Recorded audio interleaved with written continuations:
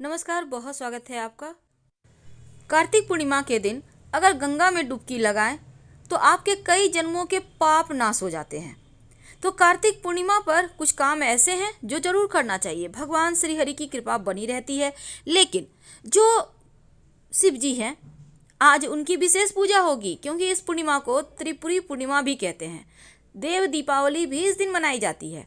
तो भगवान शिव को प्रसन्न करने के लिए उनको आप दूध, दही, शहद, मक्खन से अभिषेक करें, फिर जल से अभिषेक करें। बेलपत्र जो भी आपके पास है वो उन्हें अर्पित करें। शिव जी प्रसन्न होते हैं। इस दिन शिव जी की विशेष पूजा की जाती है जीवन की तमाम मन्नतों को पूरा करने के लिए। तो कार्तिक पूर्णिमा के दिन सुबह उठकर आप नहा धोकर सबसे पहले तो अपने घर के मुख्य दरवाजे के पास शुभ मंगल प्रतीक चिन्ह बनाएं। फिर आप अपने घर के पूरे घर में हल्दी मिले जल का छिड़काव करें। इसके बाद घर के मंदिर की साफ सफाई करें। फिर आटे, हल्दी वगैरह से आप रंगोली बनाएं घर के मुख्य दरवाजे पर, और साथ ही आम के पत्तों का तोरण लगाकर घर सजाइए। किसी गरीब को अगर आप इस दिन खाने पीने की वस्तु या वस्त्र का दान करते हैं तो आपके 7 जन्मों के पाप नष्ट हो जाते हैं। इस दिन भगवान चंद्रमौली यानी कि भगवान आप शिव जी के निमित्त आप चंद्रमा को भी भोग लगा सकते हैं। खीर बनाकर, मखाने का भी आप खीर बनाकर माँ लक्ष्मी को भोग लगा सकते हैं। लेकिन रात में चंद्रमा को अर्घ जरूर दें। मन की समस्त परेशानियां दूर हो जाएगी, मानसिक टेंशन दूर होगा। जल में थोड़ा सा दूध और उसमें मिश्री डालकर अर्पित करें तो सुख भी बढ़ता है। आप चाहें तो आप पूरे परिवार के साथ जल अर्घ कर सकते हैं, पर स्नान वगैरह करके ही कीजिएगा। इस दिन तुलसी का बहुत महत्व है, तुलसी पूजा का। दोनों बेला तुलसी जी की पूजा करें और तुलसी जी के पास घी का एक दिया जलाएं। क्योंकि वैसे तो जो श्रद्धालु कार्तिक स्नान करते हैं पूरे महीने का तुलसी जी के पास दिया जलाते हैं, लेकिन आप अगर पूरे महीने नहीं भी नहाए हैं कोई बात नहीं, आप तुलसी जी के पास शाम में दिया जरूर जलाएं। ऐसा करने से माँ लक्ष्मी की कृपा बरसती रहती है। इस दिन माँ लक्ष्मी के साथ भगवान श्री हरि विष्णु दोनों की एक साथ पूजा करें। सत्यनारायण भगवान की कथा करवाएं और उसके बाद धनिया की पंजीरी, सिंघाड़ा पानी वाला, मखाना, गन्ने का भोग लगाएं। श्री हरि विष्णु माँ लक्ष्मी की कृपा बरसती रहेगी। इस दिन धनिया का छोटा सा प्रयोग किया जाता है। धनिया की पंजीरी तो आप बनाकर उनको भोग लगाएंगे ही, साथ ही धन वैभव पाने के लिए माँ लक्ष्मी को विशेष तरीके से मनाएंगे। जब उनकी पूजा करें तो धनिया थोड़ा सा माँ लक्ष्मी के सामने भोग लगा दीजिए, धनिया और मिश्री का। माँ लक्ष्मी के सामने धनिया, सूखा धनिया, याद रखिए सूखा धनिया और मिश्री या चीनी के दाने का भोग लगाइए। बाद में इसको प्रसाद के रूप में पूरी परिवार के साथ खाइएगा। आप चाहें तो धनिया की पंजीरी बनाकर भी भोग लगा सकते हैं। थोड़ा सा लगाइएगा ताकि प्रसाद में खा के वो खत्म हो जाएगा। अगर बच जाता है तो पौधे में डाल दें, उसका पेड़ उगाएगा। फिर आप पेड़ को मजे से खाइए, कोई दिक्कत नहीं है। धनिया की पत्ती का खाना बनाने में यूज कर सकते हैं। तो आप अगर दीपावली के दिन, चूंकि आपने धनिया बोया होगा और उसका पेड़ भी निकल रहा होगा, क्योंकि हमारे यहाँ तो निकल रहा है तो आपके यहाँ भी निकल रहा होगा। नहीं निकल रहा है तो आज के दिन आपके पास एक मौका है धनिया को फिर से बोने का। तो आप सुबह में ही इसको जल में भिगोकर रख दें, धनिया के बीज को, और मिट्टी को गीला करके रखिएगा अपने गमले में या आंगन में। फिर आप शाम के वक्त या शाम के पहले 3-4 बजे लगभग आप इस धनिया को अपनी क्यारी में बो दीजिए। और बोने के बाद बैठकर मत बोइएगा, खड़े खड़ या थोड़ा झुक कर बोइएगा। मिट्टी को हल्का सा कवर कर दें, नियमित रूप से हल्का हल्का पानी के छींटे डालते रहे, वो पेड़ उगाएगा। तो आप फ्रेश धनिया भी बो सकते हैं, धनिया का बीज भी बो सकते हैं।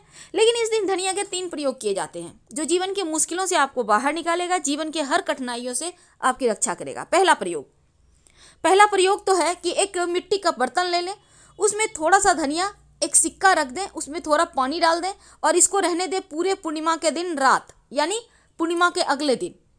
इस धनिया को अपने घर के गमले में बो दें, सिक्के को पास में रख लें, लाल कपड़े में बांधकर संभाल कर, और जो आपने दिया है उसको, दिया को आप कोई भी यूज में कर सकते हैं या संभाल कर रख लें, फिर अगले बार उस दिया को फिर से प्रयोग कर लीजिएगा।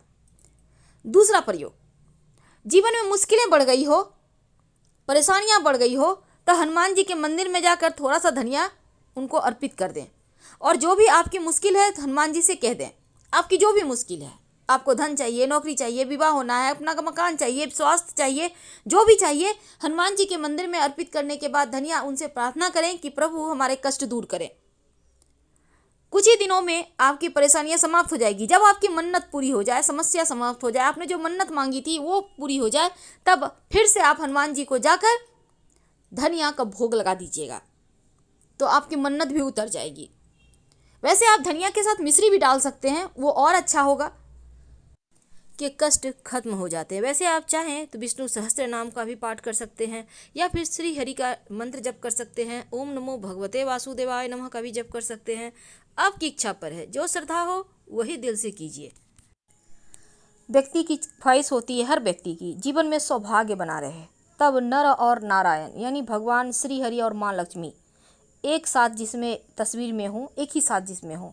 बहुत सारे घरों में क्या होता है, आप भगवान श्री हरि विष्णु की पूजा करते हैं, बृहस्पतिवार की कथा करते हैं, तो माँ लक्ष्मी उसमें नहीं होती।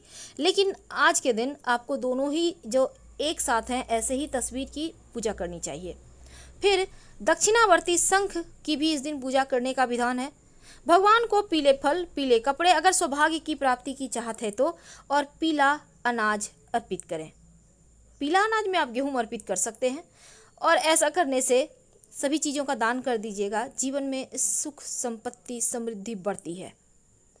आप चाहते हैं जॉब अच्छा चले, व्यवसाय में आपकी बरकत हो, धन संबंधी समस्याओं को दूर करने के लिए आप तुलसी की पत्ते के माला बनाकर श्री हरि के गले में पहना दें, तो आपके धन संबंधी कष्ट दूर हो जाएंगे। और शंख से ही जल उनको अभिषेक कीजिएगा, जलाभिषेक, ये बहुत ज़रूरी है। अब एक खास प्रयोग, संतान अगर नहीं हो पा रही है, संतान की मन्नत आप चाह रहे हैं आपकी संतान हो जाए, तब भगवान विष्णु के बाल स्वरूप की पूजा करें। आप राम जी के भी बाल स्वरूप की पूजा कर सकते हैं, और उनको माखन मिश्री, भगवान श्री कृष्ण की भी पूजा कर सकते हैं, और माखन मिश्री का भोग लगाइए। बुद्धिमान निरोगी संतान की प्राप्ति होगी, और अगर संतान है तो वो बुद्धिमान होंगे। प्रसाद के रूप में ग्रहण कीजिए, इससे आपके जीवन में सुख सौभाग्य बढ़ेगा, उन्नति होती है, प्रगति होती है। और अगर आप पति पत्नी एक साथ चंद्रमा को अर्घ्य दें तो उनका आशीर्वाद से, देवगुरु के आशीर्वाद से जीवन भर अटूट रिश्ता बना रहता है। क्योंकि अगर आप धन की मुश्किलों से बचना चाहते हैं, आप चाहते हैं धन आता रहे, तब इस पूर्णिमा के दिन माँ लक्ष्मी को कौड़ी अर्पित करें, और फिर कौड़ी पर हल्दी या फिर केसर अर्पित करें। लाल कपड़े में बांधकर धूप दीप दिखाकर इसको धन स्थान पे रख दें, तो कर्जों से राहत मिलती है, धन बढ़ता है। और धनिया का तीसरा और अंतिम प्रयोग, देखिए आपके घर में आप चाहते हैं खूब बरकत हो, माँ लक्ष्मी आपके घर में निवास करे, तो एक बात हमेशा याद रखिए, आप धनिया भले ही मसाले में प्रयोग ना करें, हो सकता है आप पाउडर यूज करते हो या नहीं भी खा सकते हो, लेकिन सूखा धनिया थोड़ा सा अपने घर में, अपने किचन में जरूर रखें, किसी डब्बे में स्टोर करके उसको जरूर रखिए। कुछ ऐसे मसाले हैं जो अपने घर में आप यूज करें या ना करें पर रखना चाहिए, उसमें एक धनिया भी है। दूसरा, धनिया सुख को बढ़ाता है, सौभाग्य को बढ़ाता है।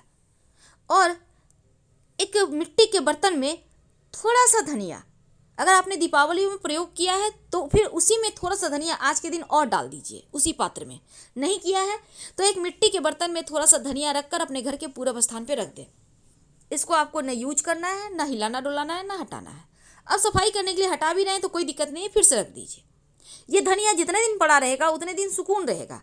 जो भी आपके घर के खुशियों को नजर लगा रहा होगा वो धनिया इसको भगाएगा, क्योंकि ये माँ लक्ष्मी का सूचक है। दैत्य रूपी परेशानी आपको परेशान नहीं करेगी। पर इस दिन कुछ खास दान किए जाते हैं, जैसे कि वस्त्र का दान, अन्न का दान। अगर चंद्रमा गड़बड़ हो तब आप दूध, चीनी, चावल का दान कर सकते हैं। अगर आपका चंद्रमा गड़बड़ नहीं है तो भूल कर भी दान ना करें। जब आप शिवलिंग की पूजा करेंगे तब शिव जी को आप चावल जरूर अर्पित कीजिएगा। जीवन की समस्त परेशानियां दूर होगी, मुश्किलें समाप्त होगी, मानसिक सुकून बढ़ेगा, सुख सौभाग्य बढ़ेगा। तो शाम के वक्त 5 जगह दीपक जलाने का आज के दिन विधान है। पहला, घर के तुलसी जी के पास। दूसरा, घर के मुख्य दरवाजे पर। तीसरा, पवित्र नदी सरोवर में। चौथा, आपके पूजा जहां आप पास के कोई मंदिर है वहां पर जाकर जलाएं। और अंतिम, पीपल के नीचे, क्योंकि माँ लक्ष्मी यहीं रहती। हम आपसे विदा लेते हैं। जानकारी अच्छी लगे तब लाइक कर सब्सक्राइब करें, अपनों से शेयर करें और कमेंट में हर हर महादेव जरूर लिखें। धन्यवाद।